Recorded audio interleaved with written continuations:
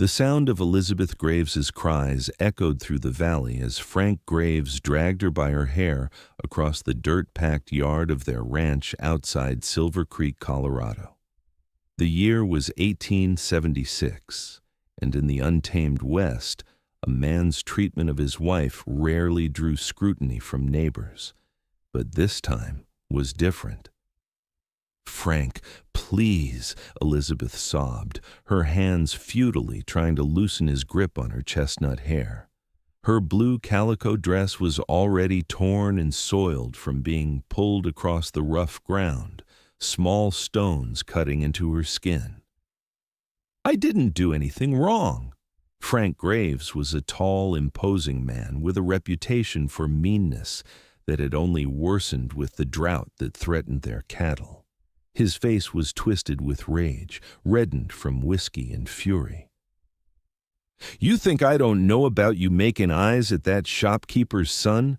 Everyone in town's laughing behind my back." Tessa Graham watched from her horse on the ridge overlooking the Graves property. She had come to deliver a package of sewing supplies from her father's general store, but now she sat frozen in horror. At 20 years old, Tessa had lived in Silver Creek all her life, and while she'd heard rumors about Frank Graves' temper, she had never witnessed such cruelty. The sound of hoofbeats made her turn. A cloud of dust announced a rider approaching at full gallop. The man pulled his horse to a stop beside her, his gaze following hers to the terrible scene below. "Stay here, miss," the stranger said, his voice deep and commanding. Before Tessa could respond, he urged his horse forward, racing down the slope toward the ranch house. The man's arrival scattered the chickens in the yard as he dismounted in one fluid motion. Tessa couldn't hear what was said, but she saw him step between Frank and Elizabeth, who now lay sobbing in the dirt. Frank lunged toward his wife again, but the stranger moved faster. He caught Frank by the shirt collar and shoved him back. "That's over," the cowboy said, loud enough for Tessa to hear across the distance. When Frank swung a clumsy punch, the cowboy raised his fist and struck with precision. Frank Graves crumpled to the ground. Tessa urged her mare forward, feeling both afraid and compelled to help. As she approached, she could see Elizabeth's face was bruised, her lip bleeding. The stranger knelt beside Elizabeth, speaking softly. He was tall and lean, with dark hair visible beneath his wide-brimmed hat. When he turned toward Tessa's approach, she saw eyes the color of a summer storm. "Miss," he nodded to her, "would you help Mrs. Graves inside while I deal with him?" He gestured to Frank, who was beginning to stir.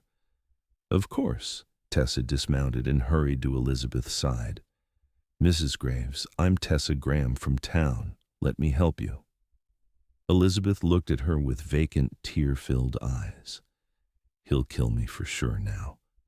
"No, madam, he won't," the cowboy said firmly. "Not today or any day after." He turned to Tessa.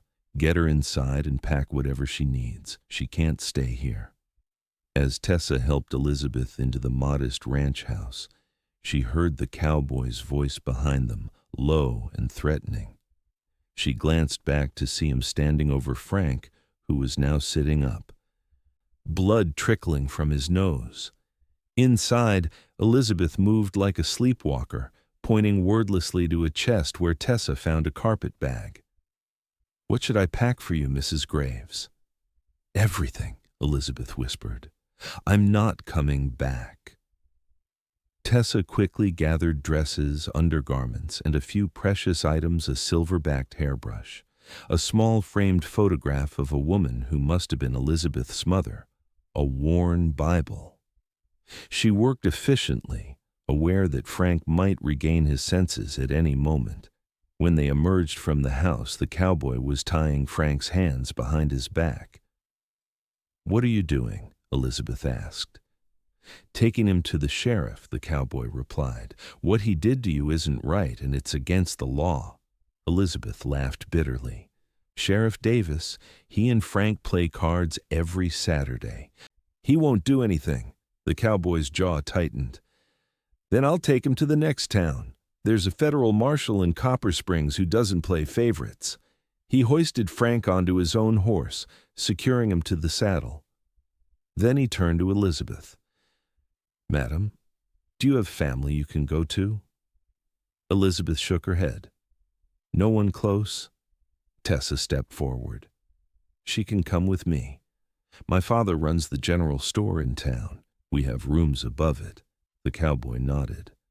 "That would be best for now. I'll catch up with you there after I deliver this one to justice." He glanced at Frank, who was now fully conscious and cursing through the bandana tied around his mouth. "Who are you?" Tessa asked as the stranger mounted behind Frank. He touched the brim of his hat. "Isaiah Quinn, madam. Most folks just call me Ike." "Thank you, Mr. Quinn," Elizabeth said softly. "Don't thank me yet, Mrs. Graves. Thank me when this man faces consequences for what he's done." With that, he nudged his horse forward, leading Frank's mount behind him. Tessa helped Elizabeth onto her mare, then climbed up behind her. As they rode away from the ranch, Elizabeth stared straight ahead, her shoulders occasionally shaking with silent sobs. "It'll be all right, Mrs. Graves," Tessa said, though she wasn't sure if that was true. In their small community, a woman leaving her husband, even one as cruel as Frank Graves, would cause a scandal. "Call me Elizabeth," the woman replied. "I don't want to be Mrs. Graves anymore." The ride to town took nearly an hour. Silver Creek was a small but growing settlement, a single main street lined with wooden buildings, a church at one end and a saloon at the other. Tessa's father's store sat in the middle, a solid two-story structure with a painted sign reading, "Graham's General Merchandise." Thomas Graham was helping a customer when they entered. His eyes widened at the sight of Elizabeth's bruised face and disheveled appearance. He quickly finished the transaction and hurried over. "Good heavens, what happened?" he asked. Tessa briefly explained while Elizabeth stood with downcast eyes, clutching her carpet bag. "Of course she can stay," Thomas said immediately. "The room at the back of the hallway is made up." "Thank you, Mr. Graham," Elizabeth murmured. "Pa, I need to tell Sheriff Davis what happened," Tessa said. Thomas frowned. "Davis is thick as thieves with Frank Graves. He might not take kindly to interference. A stranger named Isaiah Quinn is already taking Frank to the federal marshal in Copper Springs," Tessa explained. Thomas looked surprised. "Ike Quinn? The Texas Ranger?" "He didn't say he was a ranger," Tessa replied. "Tall fellow, dark hair, scar near his right eye." When Tessa nodded, Thomas continued, "That's Quinn all right. He's been tracking outlaws through these parts. Good man to have on your side, Mrs. Graves." Elizabeth seemed to sway on her feet, and Thomas quickly guided her to a chair. "Sit down, my dear. Tessa, fetch some water and then take Mrs. Graves upstairs." Over the next few days, Tessa helped Elizabeth settle in. The bruises on her face began to fade, but the haunted look in her eyes remained. She insisted on working in the store to earn her keep, despite Thomas's protests that it wasn't necessary. Word spread quickly through Silver Creek about what had happened at the Graves Ranch. Opinions were divided. Some townspeople, particularly the women, expressed sympathy for Elizabeth, while others muttered about a woman's duty to stand by her husband regardless of his faults. Sheriff Davis came to the store on the second day, his face thunderous. "Where's Elizabeth Graves?" he demanded without preamble. "What business is it of yours, Sheriff?" Thomas asked, stepping in front of the storeroom door where Elizabeth was taking inventory. "Her husband's been arrested by some interfering ranger, and I want to know why," Davis said. "Frank says she's been spreading lies." They aren't lies, Tessa said firmly, emerging from behind a display of canned goods. I saw him dragging her across the yard by her hair. If Mr. Quinn hadn't intervened, who knows what might have happened. Davis's eyes narrowed. This doesn't concern you, Miss Graham. It concerns anyone who believes in justice, came a voice from the doorway. Ike Quinn stood there, hat in hand. He had cleaned up since Tessa last saw him, his dark hair neatly combed, his shirt free of trail dust. Sheriff Davis turned. Quinn, you've got no jurisdiction here. This is my town. I've got jurisdiction wherever the law is being broken, Ike replied evenly. Frank Graves is in a cell in Copper Springs charged with assault. Marshal Wilkins was quite interested to hear about your friendship with him. Davis's face reddened. Are you threatening me? Just stating facts, Sheriff. The marshal will be reviewing other complaints against Graves. Seems he's been involved in some questionable cattle sales. Might be worth looking into who helped him. Davis glared at Ike, then at Thomas and Tessa. Without another word, he stormed out of the store. Ike watched him go, then turned to Thomas. Mr. Graham, I apologize for the disruption. Is Mrs. Graves here? I wanted to let her know what's happening. Thomas nodded toward the storeroom, and Ike made his way there. Tessa followed, curious. Elizabeth was counting inventory when they entered. She startled at the sight of Ike dropping her pencil. Mrs. Graves, Ike said gently, I wanted to inform you that your husband is in custody in Copper Springs. He'll face trial for what he did to you, and likely for other matters as well. Elizabeth's hands trembled. What happens now? That depends on you, madam. You could file for divorce on grounds of cruelty. It's not easy, but it's possible. Divorce? Elizabeth whispered the word like it was forbidden. In their society, it nearly was. You deserve a chance at a life without fear, Ike said. Elizabeth looked away. I don't know if I can. You don't have to decide right away, Tessa interjected, placing a comforting hand on Elizabeth's arm. You're safe here for as long as you need. Elizabeth nodded gratefully. Ike cleared his throat. I'll be staying in Silver Creek for a while. Marshal Wilkins believes there may be others involved in Graves's cattle rustling operation. If you need anything, I'm taking a room at the boarding house. After he left, Tessa found herself thinking about Isaiah Quinn more than she should. There was something compelling about him, not just his handsome features, but the quiet authority he carried, the unwavering sense of justice. Over the next 2 weeks, Ike became a regular visitor to the store. He would browse the shelves, occasionally purchasing small items, coffee, ammunition, a new handkerchief. Tessa began to anticipate his visits, finding reasons to be near the front of the store when he might appear. Elizabeth grew stronger each day.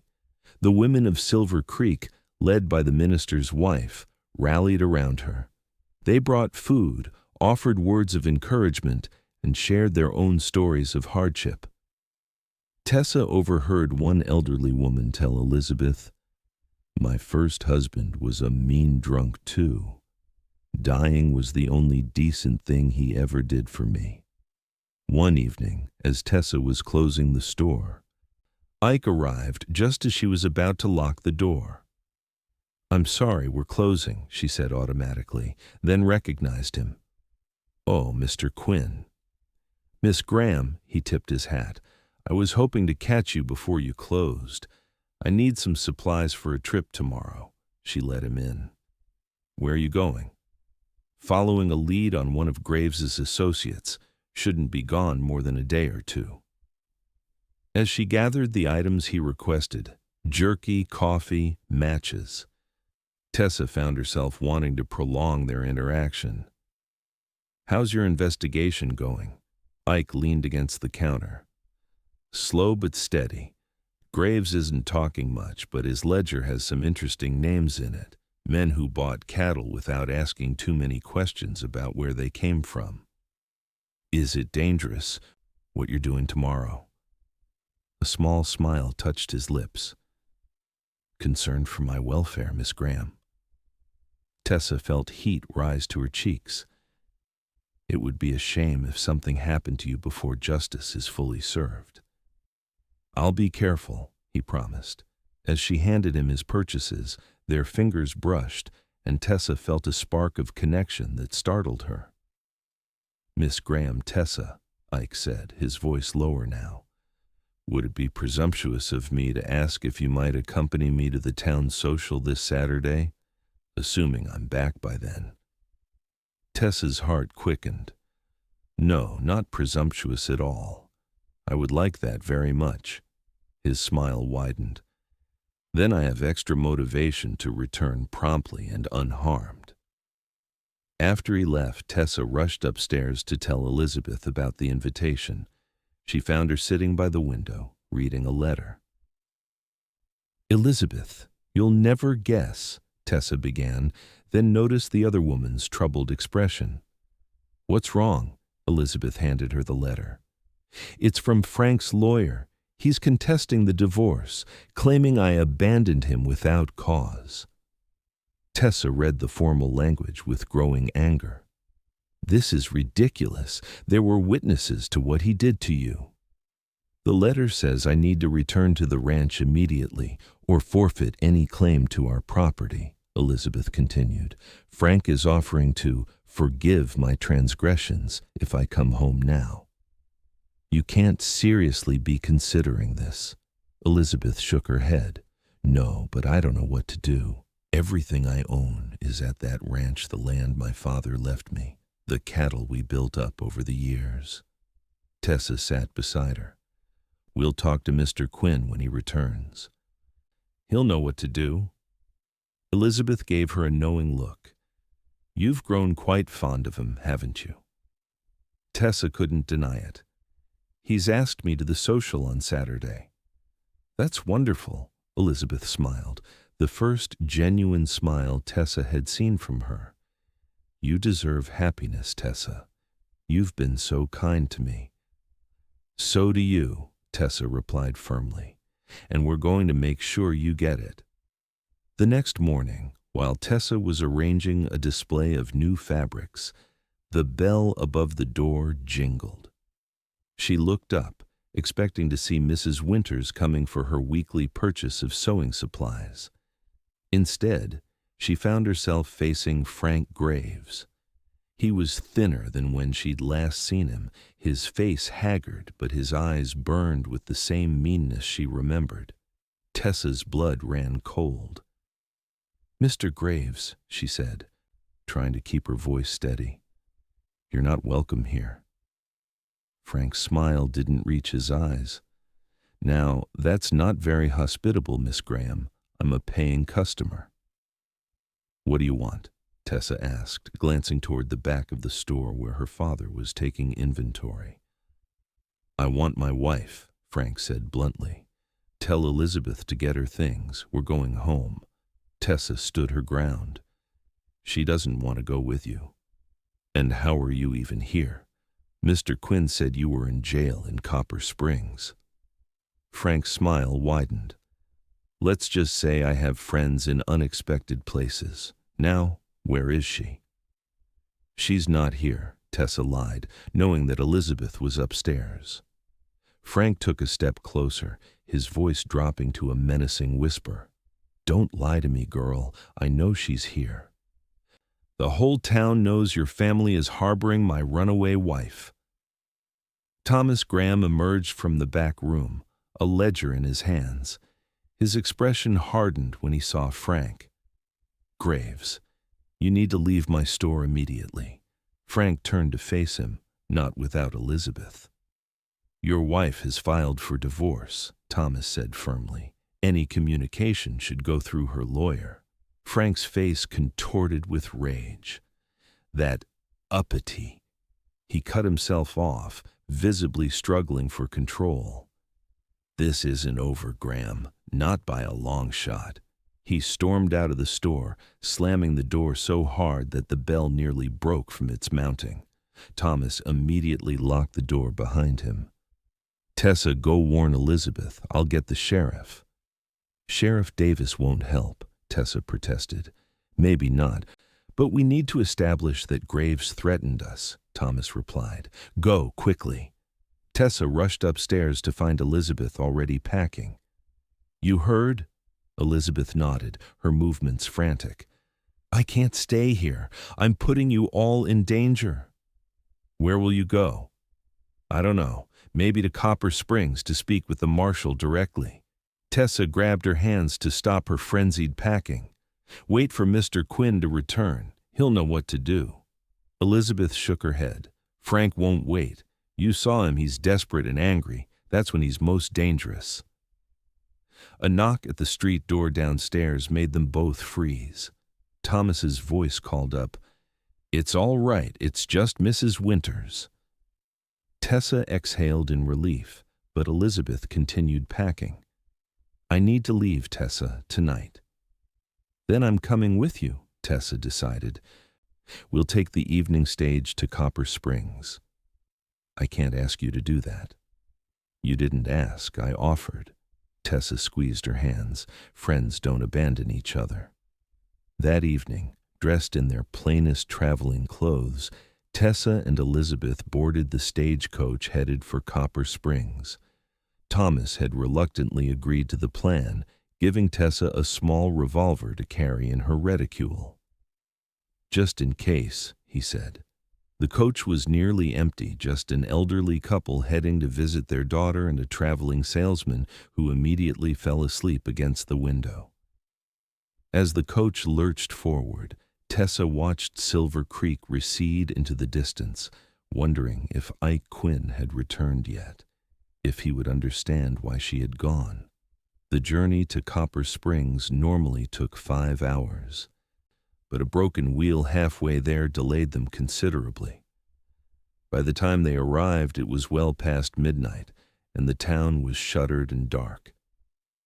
"We'll have to find somewhere to stay until morning," Tessa said, looking around the deserted main street. The driver pointed them toward a small hotel near the stagecoach stop. "The Silver Dollar's still open. Tell them Joe sent you." The hotel clerk was half asleep but roused himself to provide them with a room. "Two ladies traveling alone?" he questioned, eyeing them suspiciously. "We're meeting my brother," Tessa lied smoothly. "He's a deputy to Marshal Wilkins." The mention of the marshal seemed to satisfy the clerk. He handed them a key and directed them to a room on the second floor. The room was small but clean, with a single bed that they would have to share. Elizabeth sank onto it, exhaustion evident in every line of her body. What if this was a mistake? What if Frank follows us here? "He doesn't know where we've gone," Tessa reassured her. "And tomorrow we'll speak with Marshal Wilkins. Mr. Quinn said he's a fair man." Elizabeth nodded, though she didn't look convinced. "I'm sorry to have dragged you into this, Tessa." "You didn't drag me anywhere. I came because I wanted to help." Tessa sat beside her. "Try to get some sleep. Things will look better in the morning." But morning brought no improvement. When they inquired about Marshal Wilkins at the hotel desk, the clerk informed them that the marshal had left town 2 days prior, tracking a gang of bank robbers. His deputy, a young man named Collins, was handling matters in his absence. Deputy Collins proved to be earnest but inexperienced. He listened to Elizabeth's story with growing concern. "Mrs. Graves, if your husband has escaped custody, that's a serious matter, but I'm not authorized to make any decisions about your divorce proceedings." "When will Marshal Wilkins return?" Tessa asked. "Hard to say. Could be a few days, could be a week." Collins ran a hand through his sandy hair.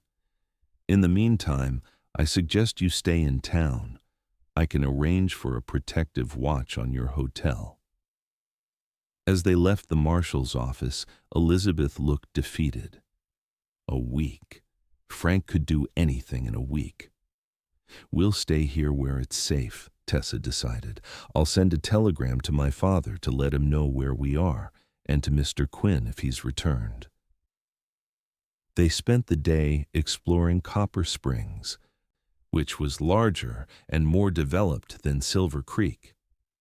Tessa marveled at the brick buildings, the proper boardwalks, even a small theater advertising a traveling show. But her mind kept returning to Ike Quinn and the concern he would surely feel upon finding them gone. At the telegraph office, she sent 2 messages, one to her father explaining their situation, and another addressed to Ike, care of the Silver Creek boarding house, briefly outlining their reason for leaving and their current location. That evening, as they ate a simple dinner in the hotel's dining room, Tessa noticed a man watching them from across the room. He was middle-aged, expensively dressed with a neatly trimmed beard. When he caught her looking, he raised his glass in a small salute. "Elizabeth," Tessa whispered, "do you know that man?" Elizabeth glanced over, then quickly looked away. "That's James Whitaker. He's a cattle buyer who often dealt with Frank." The man rose and approached their table. "Mrs. Graves, what a pleasant surprise. I heard about your domestic troubles." "My sympathies." Elizabeth stiffened. "Thank you, Mr. Whitaker." "And who might your lovely companion be?" Whitaker asked, his gaze lingering on Tessa in a way that made her skin crawl. "My friend, Miss Graham," Elizabeth replied curtly. "Enchanted," Whitaker said, taking Tessa's hand without permission and pressing his lips to it. "James Whitaker, at your service." Tessa withdrew her hand as quickly as politeness allowed. "Mr. Whitaker." "I'm in town on business," Whitaker continued, apparently oblivious to their discomfort. "Perhaps I could escort you ladies to the theater tomorrow evening. They're putting on a production of The Taming of the Shrew. Rather appropriate, wouldn't you say?" He chuckled at his own joke. "Thank you, but we have other plans," Tessa said firmly. Whitaker's smile tightened slightly. "Another time, perhaps. Good evening, ladies." He bowed slightly and returned to his table. "I don't like him," Tessa murmured once he was out of earshot. "Frank always did business with him," Elizabeth replied. "He has connections all over the territory. If he's here." She left the thought unfinished. They returned to their room, locking the door securely behind them. Despite her exhaustion, Tessa found sleep elusive. Every creak of the hotel's old timbers, every footstep in the hallway made her tense. Beside her, Elizabeth tossed restlessly, clearly equally troubled. Morning brought rain and a telegram from Thomas Graham. "Quinn returned. Stop furious about Graves' escape. Stop, he comes for you. Stop, stay where you are. Stop." Tessa felt relief wash over her. Ike was coming. Everything would be all right. But as the day progressed, her anxiety returned. What if Frank reached them before Ike did? What if Whitaker was in communication with him? The protective watch promised by Deputy Collins amounted to little more than an occasional patrol past the hotel. By afternoon, the rain had intensified, turning the town's dirt streets to mud. Tessa stood by the window of their room, watching raindrops chase each other down the glass. "I keep thinking about the ranch," Elizabeth said suddenly from where she sat on the bed. "Not because of Frank, but because it was my father's land. He worked so hard to build it up, and now I might lose it all." Tessa turned to her. "There must be a way for you to keep your property without returning to Frank." "The law favors husbands," Elizabeth said bitterly. "Everything I owned became his when we married." A knock at their door made them both start. Tessa approached cautiously. "Who is it?" "Deputy Collins, madam. May I have a word?" Tessa opened the door to find the young deputy looking worried. "What is it?" "There's been a report that Frank Graves was seen in town this morning," Collins said in a low voice. "I can't confirm it yet, but I thought you should know." Elizabeth paled. "He's found us." "We don't know that for sure," Collins said, though he didn't sound convinced. "I've asked the hotel staff to alert me if any strange men come asking for you. In the meantime, I suggest you stay in your room." After he left, Elizabeth began pacing. "We need to leave, now." "And go where?" Tessa asked. "It's pouring rain. We don't know the area, and if Frank is really here, we might run right into him." Elizabeth stopped pacing. "You're right, but I can't just sit here waiting." "Mr. Quinn will be here soon," Tessa assured her, though she was beginning to wonder if he would arrive in time. As evening approached, their anxiety grew. They ordered dinner sent to their room, unwilling to risk encountering either Whitaker or Frank in the dining room. Every sound from the hallway made them tense.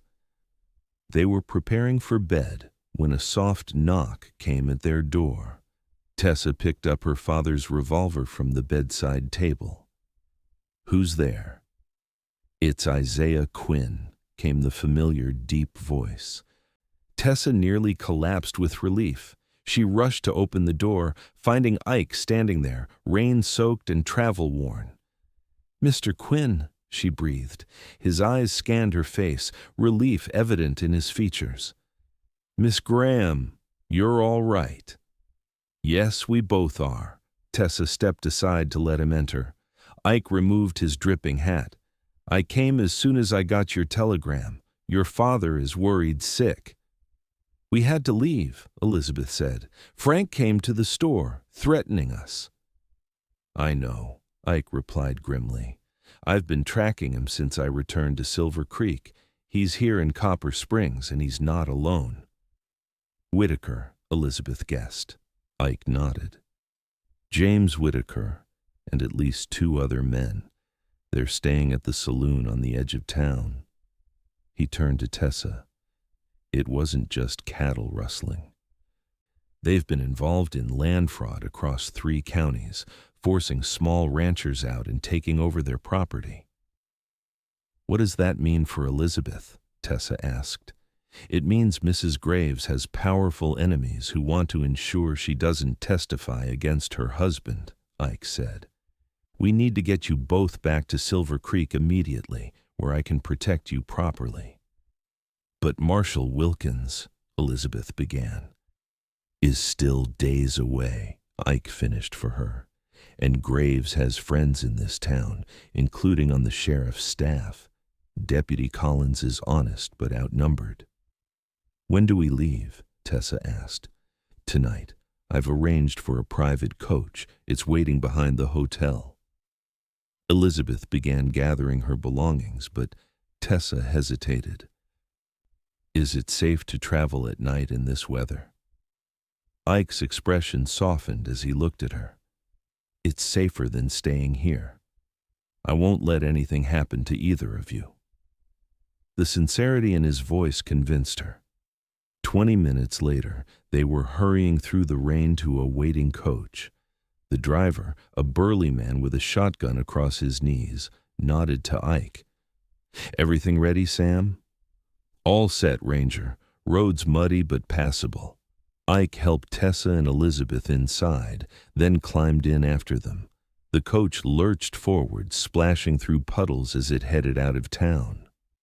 Tessa found herself seated beside Ike, acutely aware of his presence in the dark confines of the coach. Elizabeth sat opposite them, wrapped in a blanket provided by the driver. "I'm sorry I wasn't there when Graves came to the store," Ike said quietly.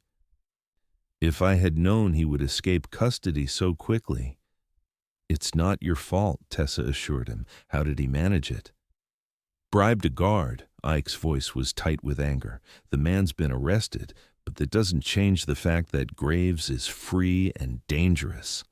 The coach hit a particularly deep rut, jolting them all. Tessa instinctively grabbed Ike's arm for balance. Even through his damp coat, she could feel the strength in his muscles. "Sorry," she murmured, withdrawing her hand. "No need to apologize," he replied softly. They rode in silence for a while, the only sounds the drumming of rain on the coach roof and the occasional rumble of thunder. Tessa found herself growing drowsy despite her anxiety, her head nodding toward Ike's shoulder. "Rest if you can," he told her. "It's a long journey back."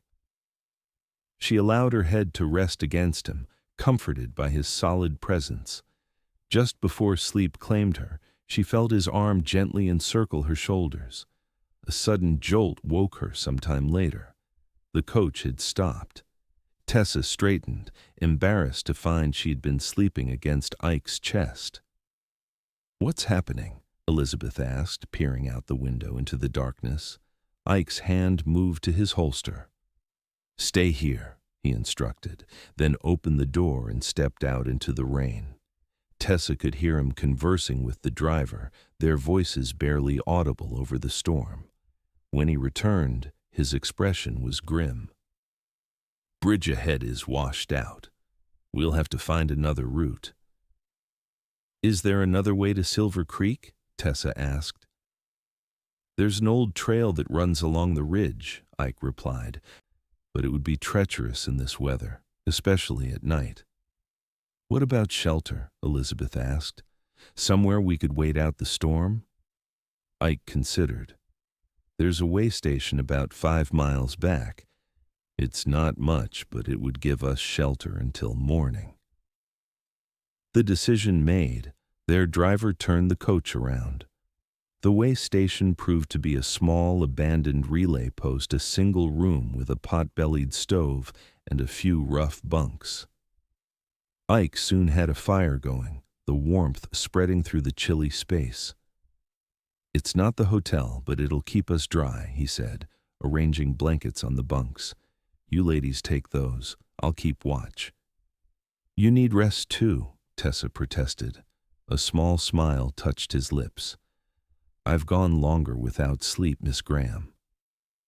The driver, Sam, took the first watch, positioning himself by the door with his shotgun.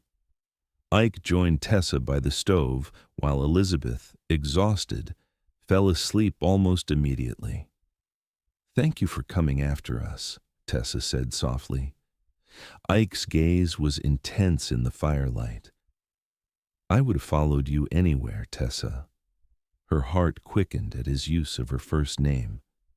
"You would?"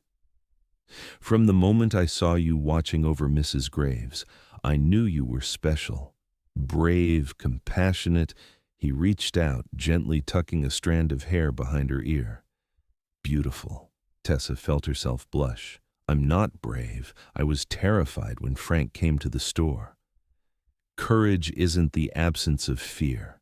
It's acting despite it." His hand lingered near her cheek. "You're one of the bravest women I've ever met." She leaned slightly into his touch. "Will you tell me about yourself, Isaiah Quinn?" "About being a Texas Ranger?"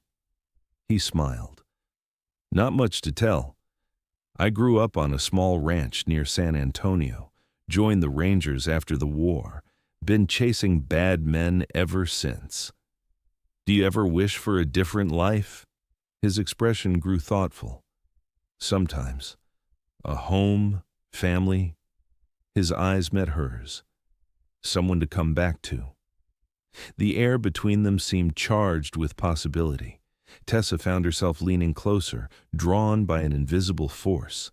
Ike's hand cupped her cheek, his thumb gently tracing her jawline. "Tessa," he whispered, his voice rough with emotion. A sudden shout from outside shattered the moment. Sam's voice called, "Riders approaching!" Ike was on his feet instantly, gun drawn.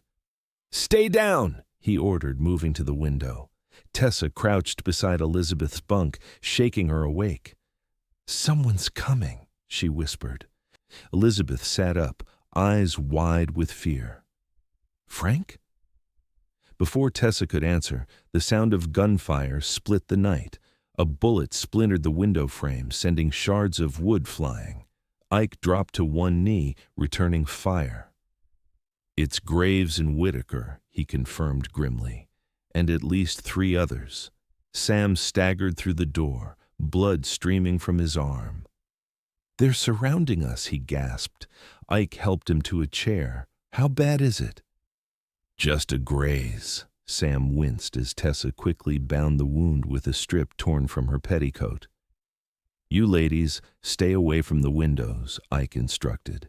He handed Tessa her father's revolver. You remember how to use this?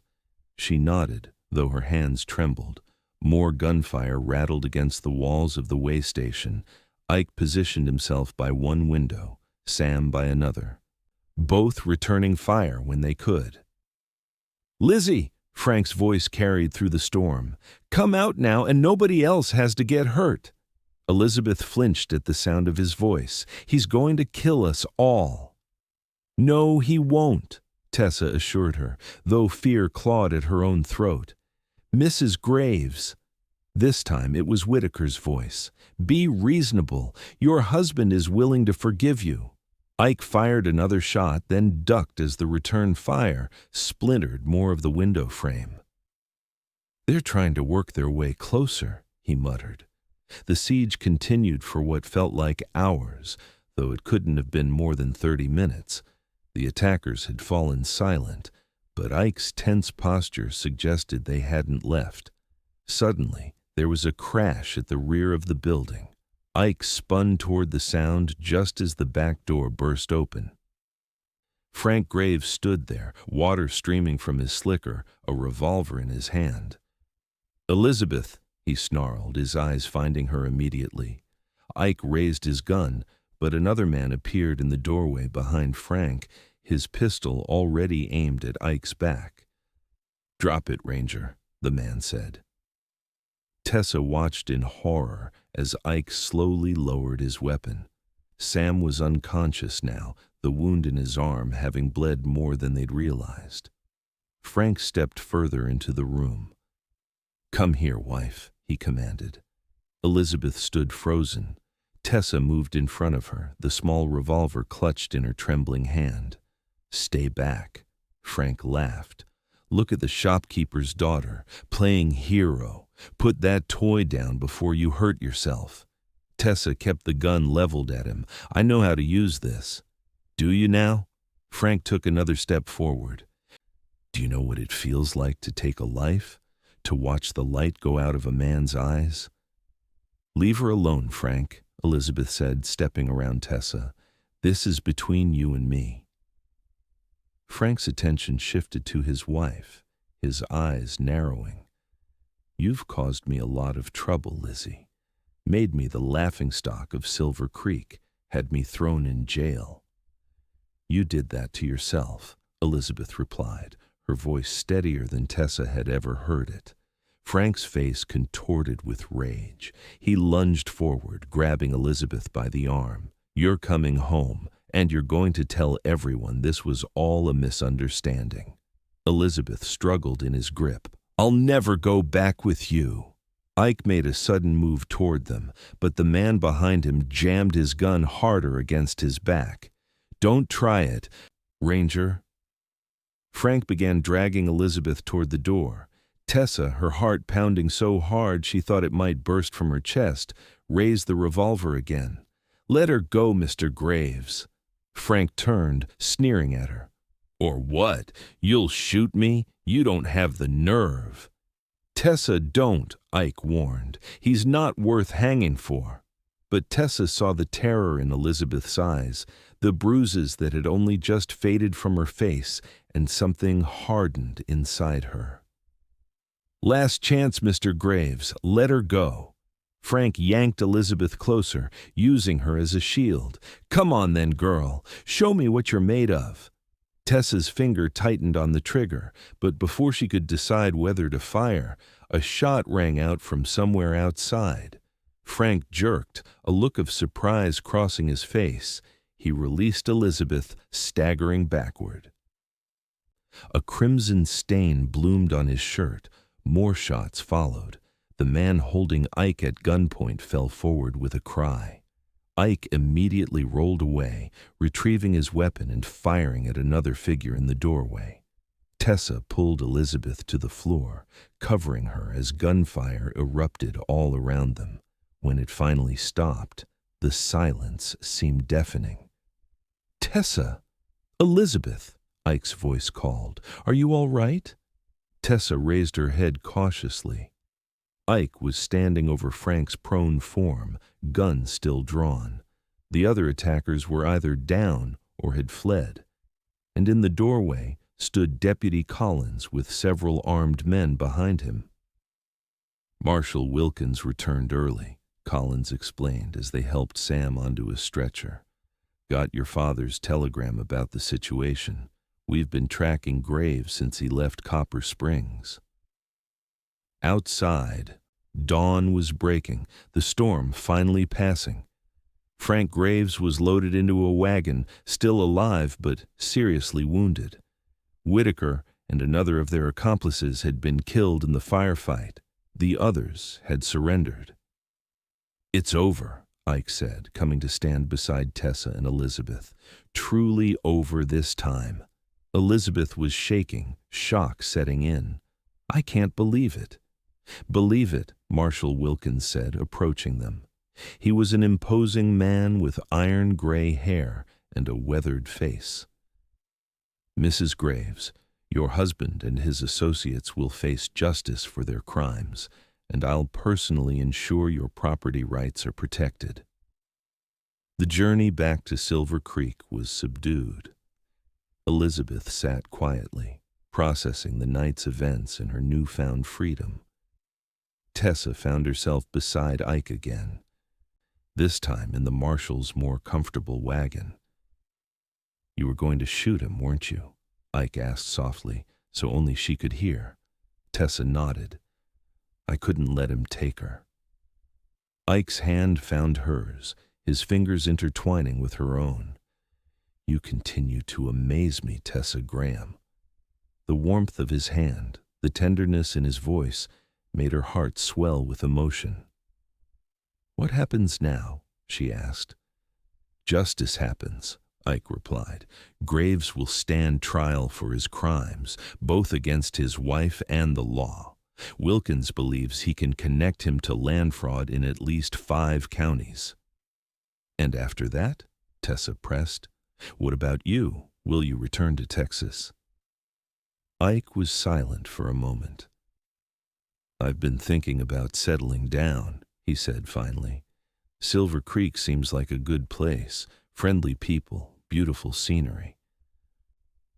His eyes met hers. "Extraordinary women." Tessa's breath caught in her throat. "Are you saying what I think you're saying, Isaiah Quinn?" A slow smile spread across his face. "I believe I am, Miss Graham. If you'll have me, that is." She returned his smile. "I believe I will, Mr. Quinn." Their return to Silver Creek was met with relief and celebration. Thomas Graham embraced his daughter tightly, tears in his eyes. News of Frank Graves's arrest and the breakup of the land fraud scheme spread quickly through town. Elizabeth stayed with the Grahams for another month while her divorce was processed. With Marshal Wilkins's influence and the evidence against Frank, the courts moved swiftly. She was granted her property rights in a formal dissolution of her marriage. "What will you do now?" Tessa asked her one evening as they sat on the porch of the store. Elizabeth looked out at the sunset, painting the mountains gold. "I'm going to run my ranch," she said with determination. "My father built it from nothing. I can rebuild it too." "You won't be lonely out there?" A small smile touched Elizabeth's lips. "I've been lonely inside my marriage for years. Being alone by choice is different." She took Tessa's hand. "Besides, I won't be far. You can visit whenever you want. bring that handsome ranger of yours." Tessa blushed. In the weeks since their return, her relationship with Ike had blossomed. He had taken a position as deputy to Silver Creek's new Sheriff Davis, having been implicated in Graves's scheme and removed from office. Their courtship was the talk of the town, but for once, Tessa didn't mind the gossip. That Saturday, Ike finally took Tessa to the town social he had promised her before their adventure began. They danced every dance, her blue dress swirling as he guided her across the floor with surprising grace for such a tall man. During a break in the music, he led her outside, away from the curious eyes of the townspeople. The night was clear, stars speckling the velvet sky like diamonds. "Tessa," he began, suddenly seeming nervous, "I know we haven't known each other long, but I've never been more certain of anything in my life." He took both her hands in his. "When I saw Frank Graves dragging his wife across that yard, I knew I had to stop him. What I didn't know was that I was riding toward my future, toward you." Tessa felt tears welling in her eyes. "Isaiah." He dropped to one knee, still holding her hands. "Tessa Graham, I love you. I want to build a life with you here in Silver Creek. Will you marry me?" "Yes," she whispered, then louder. "Yes, Isaiah Quinn, I will marry you." He rose and took her in his arms, his lips finding hers in a kiss that promised a lifetime of love and respect. They were married that autumn in the small church at the end of Silver Creek's main street. Elizabeth stood beside Tessa as her matron of honor, radiant in her independence. Thomas Graham proudly walked his daughter down the aisle to where Ike waited, tall and handsome in a new suit. The town turned out in full force for the celebration. Even Marshal Wilkins traveled from Copper Springs for the occasion, bringing news that Frank Graves had been sentenced to 20 years in prison for his crimes.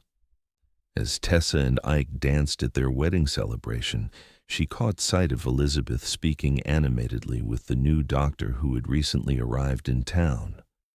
The smile on her friend's face gave Tessa hope that Elizabeth, too, might find happiness again someday. "What are you thinking, Mrs. Quinn?" Ike murmured in her ear as they swayed to the music. Tessa smiled up at him, her heart full. "I'm thinking that sometimes the worst moments in life can lead to the greatest blessings. If Frank Graves hadn't dragged Elizabeth across that yard that day, you might never have ridden into Silver Creek. And I might never have found you," Ike completed her thought. "Though I like to think some things are meant to be, we would have found each other somehow." "Is that what you believe? That we were destined to be together?" Ike's eyes, warm and sincere, met hers. "I believe that good men and women make their own destiny, Tessa. You chose to stand up for Elizabeth when many would have looked away. I chose to intervene when I saw injustice. Those choices led us here, to each other. And what do you choose now, Isaiah Quinn?" His arms tightened around her. "I choose you, Tessa Quinn, today and every day for the rest of our lives." As the music swelled around them, Tessa rested her head against her husband's chest, feeling the steady beat of his heart. From a moment of cruelty had come the greatest love she had ever known, a love built on courage, respect, and the promise of a future brighter than either of them could have imagined. And in the years that followed, as their family grew and Silver Creek prospered, Tessa and Isaiah Quinn became known throughout the territory not just for their love story, but for their unwavering stand against injustice. They created a home where everyone was treated with dignity, where the law protected the vulnerable instead of the powerful, and where love, true, respectful love, was the foundation of everything they built together.